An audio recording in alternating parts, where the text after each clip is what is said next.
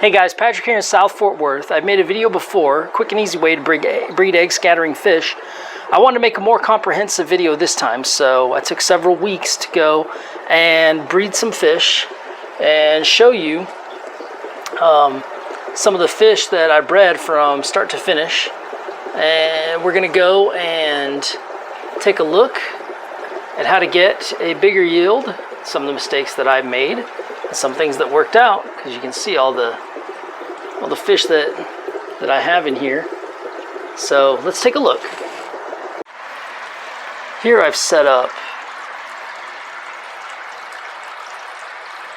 these 3 tanks that have dividers in them already. I bought these used off Pet Shop. But as you can see, I've got my floating baskets. If you look underneath the basket, that's just spray foam insulation. I looked online. I know you can buy some pond stuff, but I looked and to see if it is safe for fish, and I couldn't find anything, so I decided, well, I'll spray some on and I'll test it. So I tested it with some other fish I caught from a creek, and you know, they worked just fine, so I've been using them ever since, with just regular spray foam insulation you get from the hardware store. And it works just fine. And so I've got the egg laying fish. I've just put them in this evening. These guys are a bit too small for the pond basket, and so I will remove them in the morning or later when I get off work. And they should lay some eggs in that. But here we've got various egg laying fish.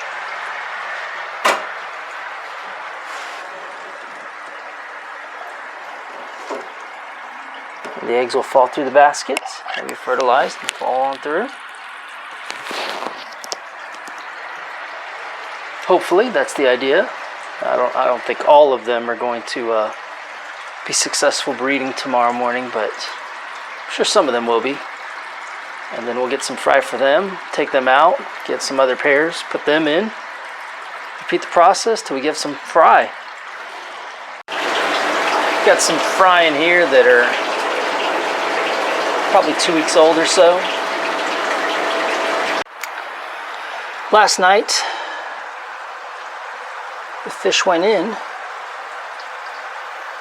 and then after I went to work, but came home, and there are eggs on the bottom of the tank. Those are bubbles, but there are a bunch of eggs just on the bottom of the tank here.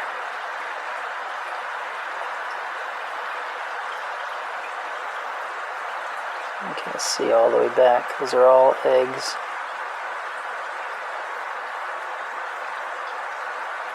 All along the bottom. And not every bottom has eggs, but that's the great part about getting a bare tank, is being able to see the eggs.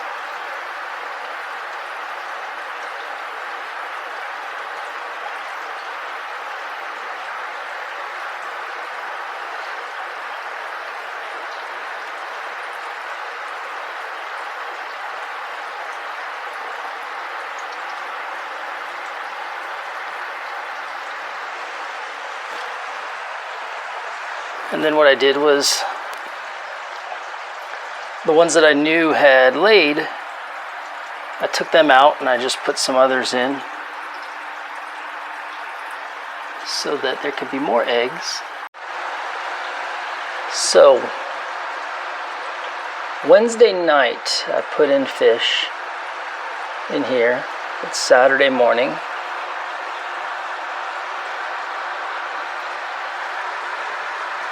And we have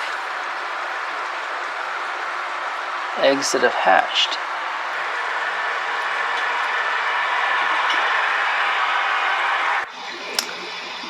So here we have the fry, and they have hatched.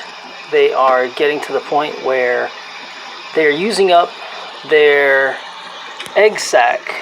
And so here comes the most delicate part, because what happens here is you want to keep the tank clean. You don't want to feed them yet. You don't want to feed them until they're free swimming. Their egg sac has they've used up their egg sac. And it's interesting. It's here actually where I messed up on the top tank and then the middle tank, because and I thought I messed up the top tank. What I had done is, this is the part where I put in some seated filters, and here, and when they get to free swimming, you're going to notice that a lot of them will stay on the glass. This is April 12th, and so, but yeah, they'll be on the glass.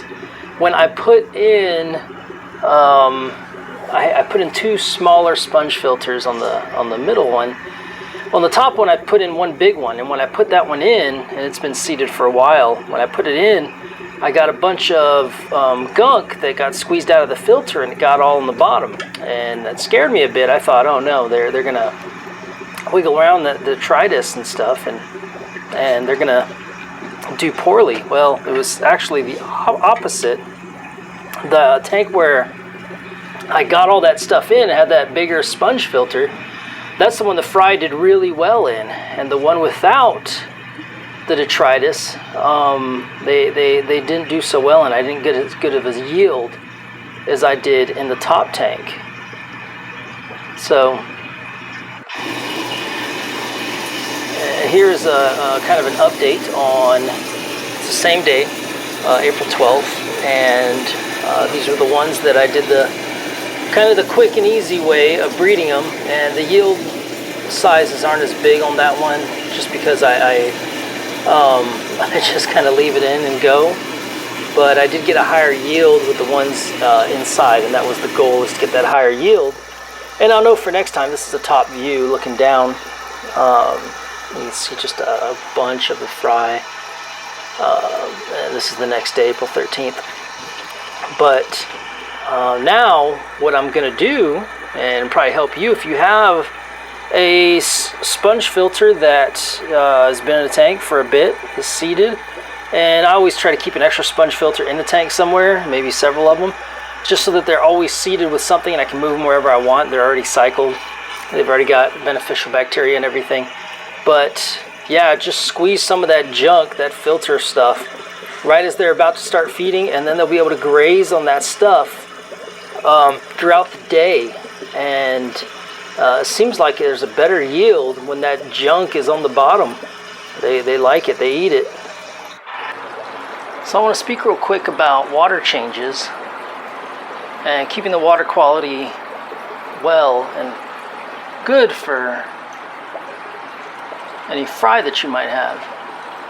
So these 2 tanks are great because even though they're divided up, they've got the slits on them, slits right here, and then I've put some sponge filters in both tanks that has already been seeded with beneficial bacteria. And you'll see the water is kind of cloudy, and the reason that is because I've been putting green water. I've got an IBC toad out in the yard, and it's got a bunch of green water. I run the water through a seine that I use for the brine shrimp, so nothing big can get in there that'll harm the fish. And then green water is great for raising fry. So I put in green water. I give them vinegar eels and also some golden pearls, some fine golden pearls in there. And there's 2 ways you could do water changes if you have a smaller tank, which a lot of people use.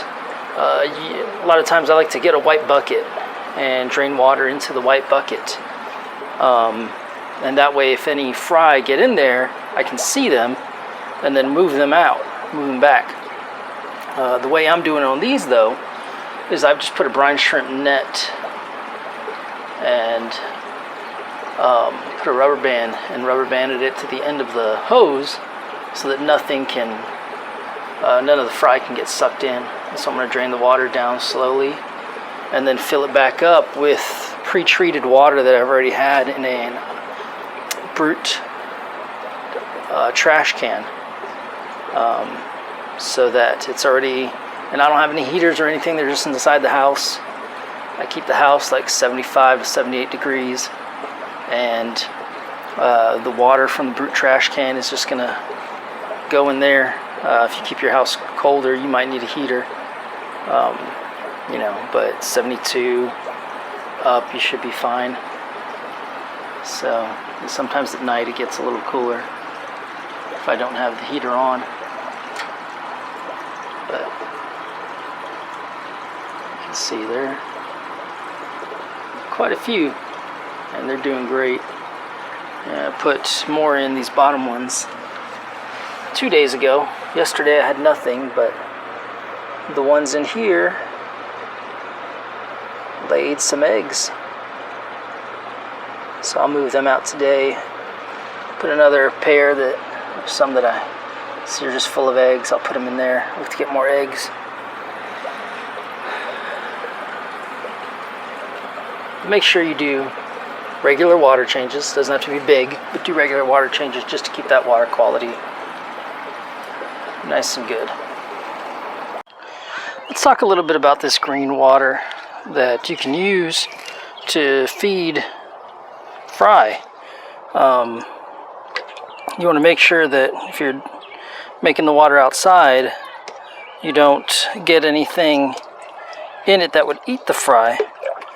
The cool part about that green water is that it's got a bunch of microorganisms in it. In fact, you could raise your fry exclusively in green water. You could have them swimming in a tank that's full of that color water. You can hardly see them, and they'll have plenty to eat, and they'll grow. Green water, it's amazing. I've had buddies that they didn't have microworms or vinegar eels. They didn't hatch brine shrimp, but they were able to have a tank with just green water because they left the light on all the time. And then whenever they had fry, they would put it in there. In fact, one of them was like in a 5-gallon jar, and then they were able to grow the fry big enough so that they could eat flakes and dry food. So yeah, if you can get some green water, that is great for your fry.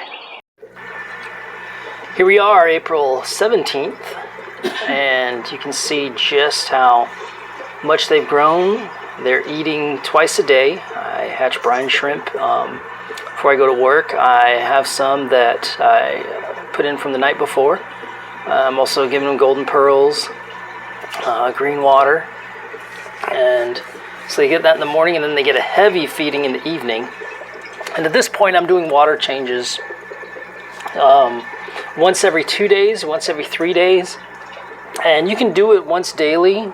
And just suck out, you know, a quarter, half the water. I like big water changes. I like them having almost all new water, and so every 2 to 3 days, I suck out about 90% or more of the water, and then put in new water.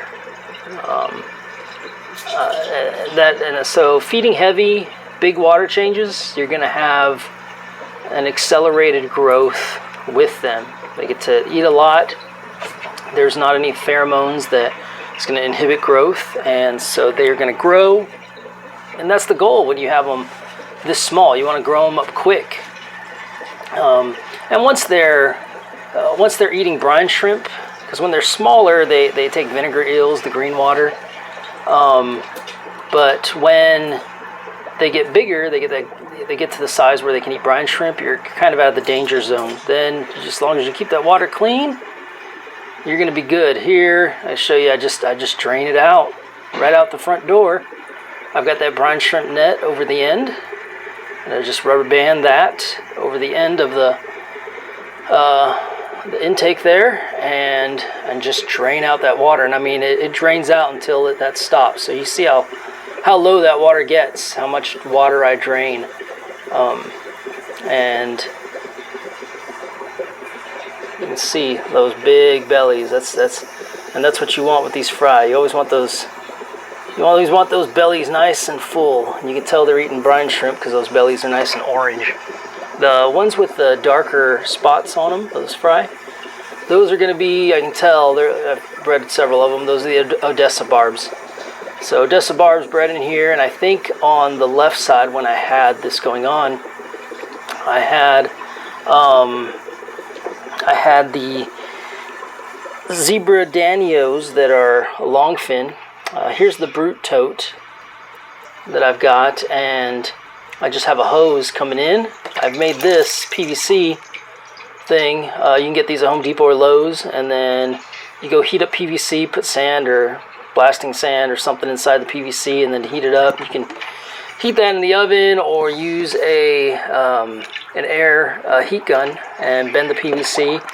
I've got a pump right there that pumps the water. You see the box filter, and so that just makes sure that when I use that water, it's been dechlorinated, it's aerated, and then I can go and just use that pump, plug it in. I've got the hose, and then it pumps the water back into the tank. So here, guys, this is a more comprehensive video because I tell you that this is probably my favorite aspect of fish keeping is breeding and watching these fry appear and grow. One of the things I like too, I like the surprise. So I'll go and I'll put in the basket several different types of fish, and then just see what eggs I happen to get. So it's I like the surprise and seeing what's going on. So there they are. I just love looking at them. They're so cool. And again, I leave that detritus down there. I thought that was a mistake before, but I'm going to do it every time now because I get a higher yield. I think it just gives them something to munch on throughout the day. And so when they're in that delicate phase of their egg sac has just been used up and they're looking for food constantly, that's there to give them a lot of food throughout the day, constant nourishment. Man, they're so cool.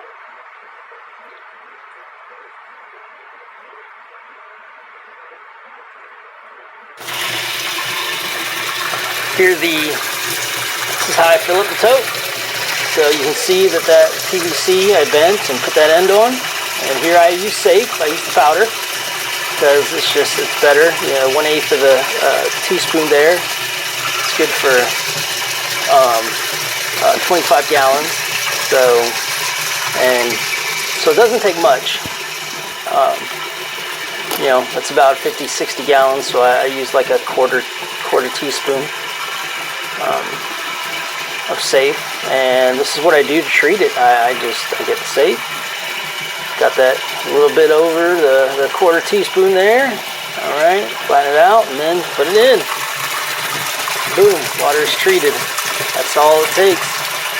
You see it splashing in, so it's degassing. But I also keep it overnight. Here we go. It's the 29th. You see how much they've grown. They're so cool. I've got those golden longfin zebra danios, and then I've also got the it's like a pearl danio, I think that's what it's called. It's a cool looking fish. Harder to find, but I got some, and they breed really cool. The glow, I think, no, not the glow light. I think it is the pearl danio. Anyway, also I am going to be on the 14th at the DFW fish swap. I'm sharing a table there with a friend of mine. He's got some great cichlids, so if you're available, check it out. DFW Aquatics Aquarium Association, DFWAA, DFW Aquarium Association, and the swap on the 14th. Come on out, and I'm hoping I mean, this is filmed on the 29th right here of April, so, and you can see the green ones down there. They're so cool. Anyway, I'm looking to have several of these, maybe big enough. I just keep doing big water changes and feed them heavy, and hopefully I'll have them big enough to sell at the swap. We'll see. If not, they'll be for sale shortly after. So here it is, May the 4th, and you can see they're getting nice and chunky, nice and big, and they're just the coolest thing. Yeah, and they get that, like if they get the size of a guppy fry, you know that they can start taking like flake food. Look at that green on him. I'm telling you, it's my favorite part about fish keeping. Looking at those fry and watching them grow and feeding them. It's so cool. So, and yeah, this side I didn't use the breeder box. And for those that are wondering, those breeder box, again, the egg scatterers, they get right beside each other, and then as the eggs come out, the male's milt fertilizes it, and they fall through the holes in that that pond basket that you get at any hardware store, that pond basket. And so, and then with the gravel I had, and here I've got some, you see some ones that I didn't realize I had some fry in there. And so I'd put some fish in. I didn't think they laid eggs, but they did. How cool is that? But anyway, and then if the fish are too small, like I had some like those Danios that were too small and they could almost get through the holes in the pond basket, those are the ones I just put some gravel down, take them out the next day. But they're pretty good about breeding when you put them in. They're better than some of the other ones. And here it is, May the 5th, and those are those quick and easy ones that I bred. Look at the size of them, huh? They're so cool. I got some blue ones and red ones, some clear ones, and a tiger barb. It's just sad I only got one tiger barb. You know, there were several eggs, but I only got the one. There it is. There you have it, a more comprehensive way to breed egg scattering fish. If this has helped you, or the last video I made about egg scattering fish and breeding them helped you, do leave a comment. Let me know that you were able to breed X fish and you use this method and it really helped you out. I'd love to hear about it. All right, guys, have a great day. God bless.